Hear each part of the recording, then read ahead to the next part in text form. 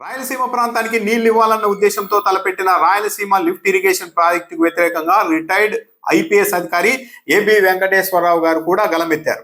విజయవాడలో ఆలోచన పర్ల వేదిక నేతృత్వంలో ఒక మీడియా సమావేశం నిర్వహించి రాయలసీమ లిఫ్ట్ పథకం పైన తీవ్ర వ్యతిరేకత వ్యక్తం చేశారు. అయితే ఈ మీడియా సమావేశంలో ఎలాంటి ఐడియాలజీ ఉన్న వాళ్ళు పాల్గొన్నారు అన్న దాన్ని బట్టి ఉద్దేశాలు ఏంటి అన్నది మనం ఒక స్పష్టతకు రావచ్చు. ఏబి వెంకటేశ్వరరావు గారితో పాటు టి లక్ష్మీనారాయణ గారు సాగునీటి రంగ నిపుణులు, దాంతో పాటు సెంటర్ ఫర్ లిబర్టీ అధ్యక్షుడు నల్లమోతు చక్రవర్తి గారు పాల్గొన్నారు.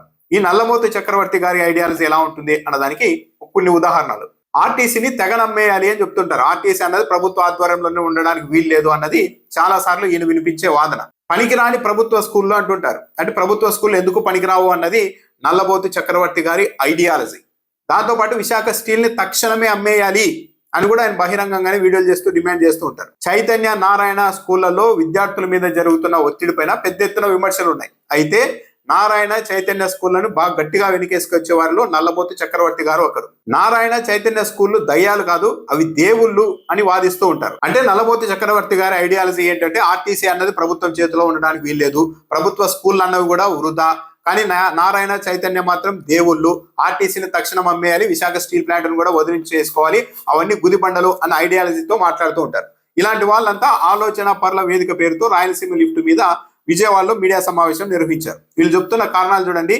రాయలసీమ ఎత్తిపోతల ప్రాజెక్టు నిరర్ధకమైనది, అంటే పనికిరానిది. శ్రీశైలం జలాశయంలో 800 అడుగుల వద్ద బ్యాక్ వాటర్ సొరంగాల ద్వారా తీసుకుంటే అప్పుడు బురద వస్తుంది కానీ నీళ్లు రావు అని చెప్తున్నారు. రాయలసీమ లిఫ్ట్ అన్నది 800 అడుగుల దగ్గర ఏర్పాటు చేస్తున్నారు, దీనివల్ల బురద వస్తుంది కానీ నీళ్లు రావు అని చెప్తున్నారు. అదే నిజమైతే మరి రాయలసీమ లిఫ్ట్ కంటే కిందనే ఇంకా 798 అడుగుల వద్దే ముచ్చుమరి ఉంది కదా ఎత్తిపోతల పథకం. మరి దానికి బురద రాదా? ఎప్పుడైనా సరే లోతుకు వెళ్లే కొద్దీ బురద ఎక్కువ రావాలి కదా. వీళ్ళు చెప్తున్న దాని ప్రకారం ముచ్చుమరి 3 రోజులకు ఒక టీఎంసీని మాత్రమే తోడగలుగుతుంది. ఆ ప్రాజెక్టుకు బురద రాదా? దానికంటే కాస్త పైనే ఉన్న రాయలసీమ లిఫ్ట్ మాత్రమే బురద తీసుకుంటుందా? అంతే నీటి మట్టంతో తెలంగాణ ప్రభుత్వం కూడా అటువైపు ప్రాజెక్టులు ఏర్పాటు చేస్తోంది. మరి వాళ్ళు తీసుకున్నప్పుడు నీళ్లు బురద రాదా? అంటే రాయలసీమ లిఫ్ట్ని ఎలాగైనా వ్యతిరేకించాలనడానికి రకరకాల కారణాలు చెప్తున్నట్టుగా ఉంది. అసలు రాయలసీమలో ఇప్పటికే కొన్ని రిజర్వాయర్లు ఉన్నాయి, వాటి నుంచి నీళ్లు మళ్లించడానికి సరైన కాలువలు కూడా లేవు, తొలుత వాటిని తవ్వాలి కదా అని ఆలోచన పర్ల వేదిక చెప్తోంది. ఇక్కడ బాగా గమనించాల్సింది ఏంటంటే రాష్ట్ర విభజన జరిగిన తర్వాత తెలంగాణ ప్రభుత్వం అటువైపు శ్రీశైలం నుంచి నీటిని తరలించుకునే ఏర్పాట్లు శరవేగంగా చేస్తోంది.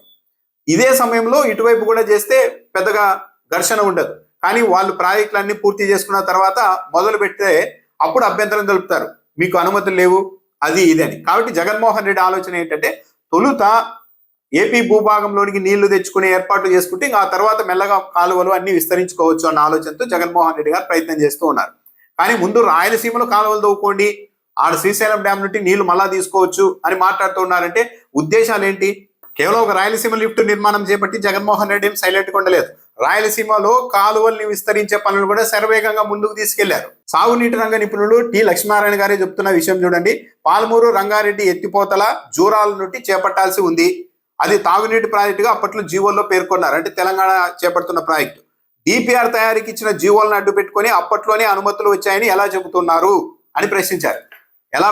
ఎలా అంటున్నారు అంటే తెలంగాణలో నాయకులు కమిట్మెంట్ తో ఉన్నారు, ఆ ప్రాంతానికి అనుమతులు లేకపోయినా సరే మేము పాలమూరు రంగారెడ్డిని పూర్తి చేసి తీరుతాం అని రేవంత్ రెడ్డి గారు బహిరంగంగా చెప్తున్నారు. ఆ ప్రాజెక్టుకు అనుమతులు లేవని అంగీకరిస్తూ ఉన్నారు. ఇప్పుడు లక్ష్మీనారాయణ గారు కూడా చెప్తున్నారు కేవలం డిపిఆర్ ఏర్పాటు కోసం అనుమతులు ఇస్తే మొత్తం ప్రాజెక్టు నడుపుతున్నారు, అక్కడ కడుతున్నారు అని. కానీ అదే పని జగన్మోహన్ రెడ్డి గారు చేస్తే మాత్రం పక్క రాష్ట్రం కాదు, ఈ రాష్ట్రంలో ఉన్న వాళ్ళు విమర్శిస్తూ ఉన్నారు. చంద్రబాబు నాయుడు గారు రాష్ట్ర ముఖ్యమంత్రి అయి ఉండి డిపిఆర్ కోసం చేసుకోమని చెప్తే ఏకంగా ప్రాజెక్టు మొదలు పెట్టేశారని రాష్ట్ర మంత్రులు మాట్లాడుతున్నారు. రాయలసీమ లిఫ్ట్ అనేది ఒక దొంగ ప్రాజెక్టు అని డైరెక్ట్ గా ముఖ్యమంత్రి గారి దగ్గర నుండి పయ్యావుల కేశవ్ గారి వరకు ఈ రాష్ట్రం నుంచి రాయలసీమ కూడా ఈ రాష్ట్రంలో భాగమని తెలిసి కూడా వాదిస్తూ ఉన్నారు. ఎంత రాయలసీమ ప్రజల దురదృష్టం. పక్క రాష్ట్రం ఏమో అలాగే అనుమతులు లేకుండా ప్రాజెక్టు కట్టుకుంటూ ఉంటే ఏమనే పరిస్థితి లేదు. మన రాష్ట్రంలో కూడా జగన్మోహన్ రెడ్డి అలాంటి పరిస్థితిని చేయాలని చూస్తే కమిట్మెంట్ తో గట్టిగా దీన్ని దొంగ ప్రాజెక్ట్ అని మన వాళ్ళే ప్రచారం చేస్తూ ఉన్నారు. రాయలసీమ ఎత్తిపోతల అవసరం లేని ప్రాజెక్టు అని ఏపీ వెంకటేశ్వరరావు గారు డైరెక్ట్ గా చెప్పారు. జగన్మోహన్ రెడ్డి హయాంలోనే ఈ పనులు కూడా ఆగిపోయాయి అని చెప్తున్నారు. రాయలసీమ లిఫ్ట్ అన్నది నిరర్ధకమైన ప్రాజెక్టు, అవసరం లేని ప్రాజెక్ట్ అయితే, అదో పనికిమాలిన ప్రాజెక్ట్ అయితే అసలు తెలంగాణ ప్రభుత్వం నుండి ఈ స్థాయిలో ప్రతిఘటన ఎందుకు వస్తుంది? రాయలసీమ లిఫ్ట్ అన్నది పూర్తి అయితే శ్రీశైలంలో కుండ కింద బొక్క పెడుతున్నారు జగన్మోహన్ రెడ్డి, మొత్తం నీళ్ళంతా తీసుకుపోతాడు, ఇంకేమీ మిగలదంటూ వాళ్ళు ఎందుకు ఆ స్థాయిలో రచ్చ చేసి ఎన్జిటీల వరకు వెళ్ళారు? తెలుగుదేశం పార్టీకి సంబంధించిన 3 ఎమ్మెల్యేలతోనే లేఖ రాయించారు కదా రాయలసీమ లిఫ్ట్ ఆపేయాలని. అదో చిన్న ప్రాజెక్ట్ అయితే, పనికిమాలిన ప్రాజెక్ట్ అయితే ఎందుకు ఆ రోజు అంత ప్రతిఘటించారు?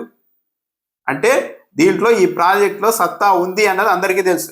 కానీ రాయలసీమ ప్రజల్ని మభ్యపెట్టడానికి అదో పనికిమాలిన ప్రాజెక్టు, అవసరం లేని ప్రాజెక్టు, ఆల్రెడీ ఉన్న ప్రాజెక్టు చాలు, ముందు మీ రాయలసీమ ప్రాంతంలో కాలువలు తవ్వుకుంటే చాలు అని ఇలా మాట్లాడుతున్నారు. కానీ తొలుత శ్రీశైలం నుంచి నీళ్లు తీసుకొని వస్తే ఆ తర్వాత వాటిని ఎలా వాడుకోవాలన్న దానిపైన ప్రణాళిక చేసుకోవచ్చు అని చెప్పాల్సిన వ్యక్తులు కూడా రాయలసీమ నిరర్ధకమైన ప్రాజెక్టు అని మాట్లాడుతున్నారు. బురద వస్తుందంట, దానికంటే కింద ఉన్న ప్రాజెక్టుల్లో నీళ్లు మాత్రం వస్తాయి. ఒక రాయలసీమకు మాత్రమే, రాయలసీమ లిఫ్ట్ ప్రాజెక్టు మాత్రమే బురద లాగుతుందా?